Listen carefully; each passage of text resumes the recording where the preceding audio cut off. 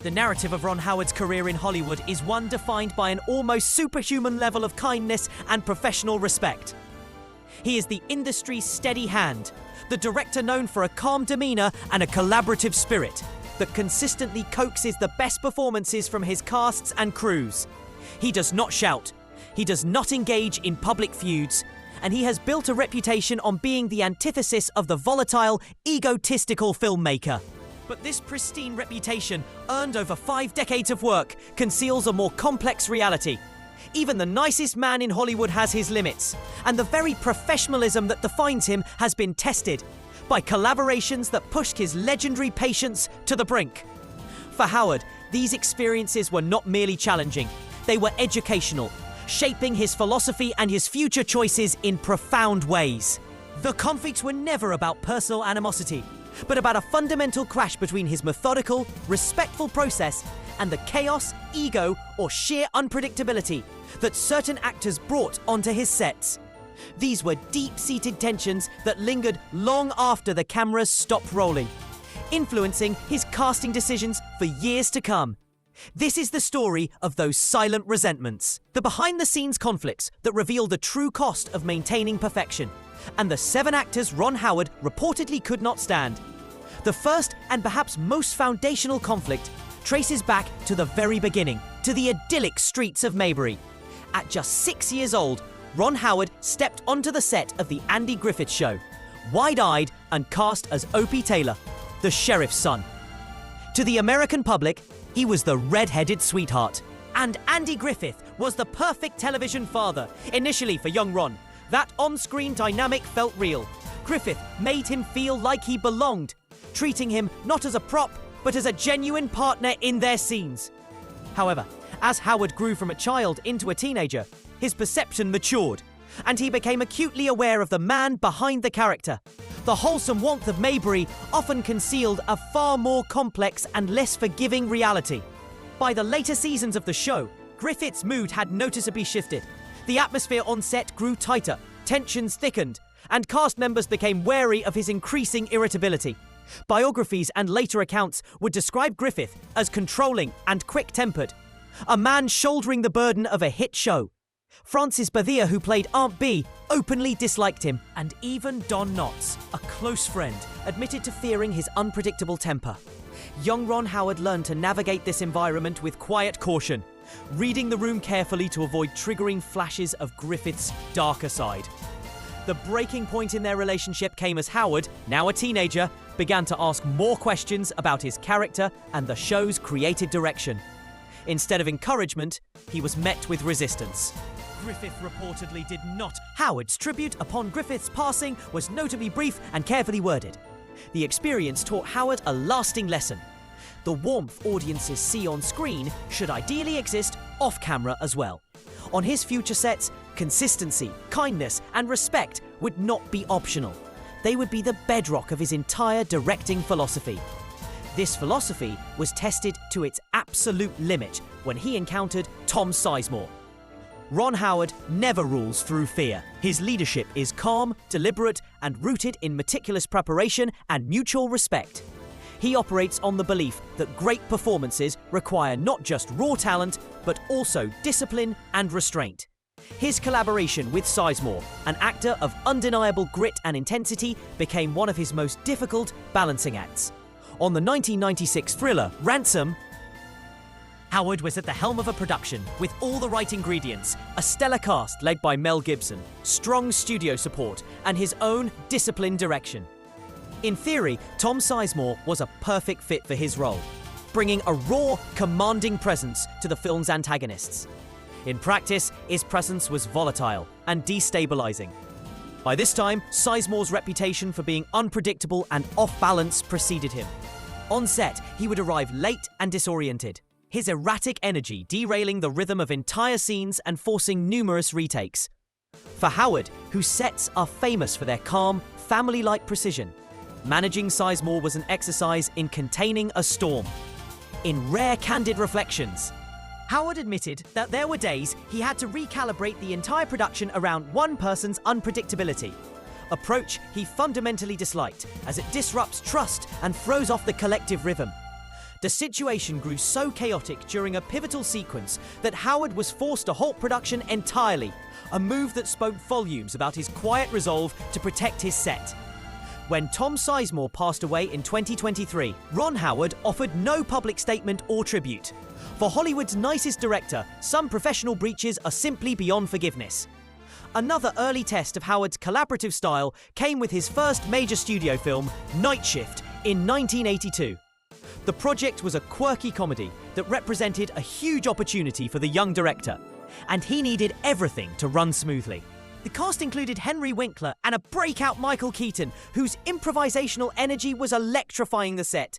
Then there was Shelley Long. At the time, she was fresh from television success, and on paper, she was perfect for her role. Smart, witty, and capable. Almost immediately, however, friction surfaced. When Michael Keaton thrived on spontaneity, Shelley Long demanded rigid structure and precision for every single take. Crew members recalled her approach as overly controlling and meticulously calculated. Howard found himself constantly negotiating her demands, trying to balance her need for control with the creative freedom his other actors required to shine. The clashes were not minor. She questioned blocking, challenged rewrites, and turned nearly every scene into a debate over tone and motivation. Howard later reflected diplomatically that some actors arrive on set with their mind already made up, leaving no room for the magical discovery that often happens in the moment. The breaking point arrived when Long reportedly delayed production for hours by demanding last-minute script changes. Howard's frustration was visible, though he never raised his voice. It was clear he was learning to work around her, not with her. Long, for her part, defended her methods as the hallmark of a prepared professional, suggesting that some directors mistake questions for challenges. For Ron Howard, the lesson was lasting. He valued genuine collaboration over rigid control, and Shelley Long embodied everything he would seek to avoid on his future sets. Perhaps the most professionally successful, yet personally taxing collaboration was with Russell Crowe on A Beautiful Mind. On paper, it was a dream pairing. Howard's steady direction, combined with Crowe's electrifying intensity, seemed destined for Oscar glory. And indeed, the film won Best Picture. But behind the scenes, Howard was navigating a storm of passion and volatility unlike anything he had managed before.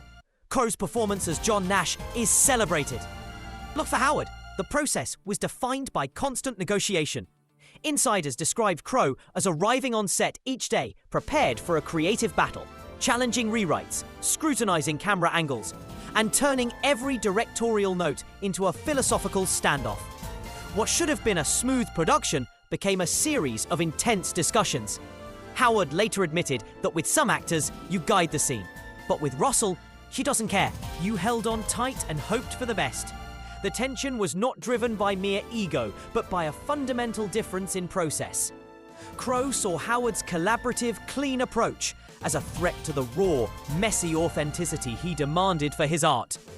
When asked about Howard, Crowe's praise was faint, suggesting the director sometimes wanted everything too safe, while real art was not safe.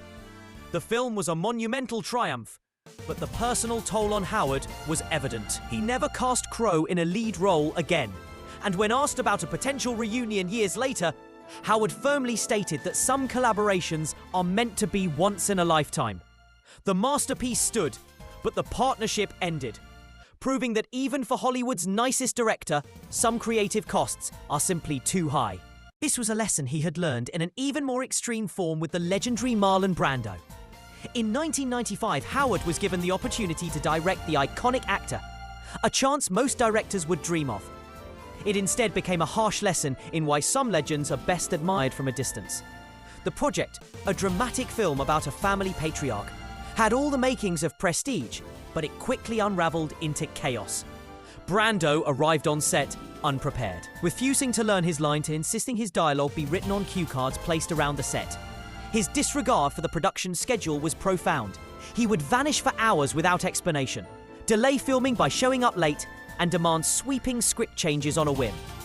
For Howard, a director who built his career on respectful collaboration, the experience was suffocating. He found himself trapped in a production where one actor held the entire process hostage, Crew members recalled Brando treating the set like his personal playground, stopping mid-scene to invent a new motivation and expecting everyone to wait. The breaking point came during a routine dialogue scene, when Brando halted filming repeatedly, demanded rewrites, vanished for 3 hours, and returned to announce he had completely reconceived his character. Howard, ever the professional, did his best to accommodate these whims. But behind the scenes, his frustration boiled over at the profound disrespect shown to the cast, crew, and the filmmaking process itself. The project ultimately collapsed. Howard never publicly blamed Brando, but years later, he offered a measured but revealing comment. Some legends earn their reputation through their work, and others through their behavior, and it is crucial to know the difference. A more subtle, but equally formative, tension existed during Howard's time on Happy Days. In the warm glow of this nostalgic sitcom, Ron Howard was the clean-cut anchor Richie Cunningham. But when Henry Winkler's Fonzie exploded into a cultural phenomenon, the show's balance of power fundamentally shifted. The sidekick became the star, and the spotlight on Howard dimmed. Scripts were rewritten to centre on Fonzie. Promotional campaigns featured him prominently, and the narrative that was once Richie's story morphed into the Fonzie show. Industry sources noted Howard's quiet frustration at being sidelined on his own series. He had long dreamed of being a filmmaker, and Happy Days was a stepping stone. To be overshadowed was a hard lesson in the fickle nature of television stardom. Howard has always spoken carefully about this period, never lashing out at Winkler personally, but also never denying the underlying tension. He admitted that when a character becomes that iconic, the dynamic changes irrevocably and adjustments must be made.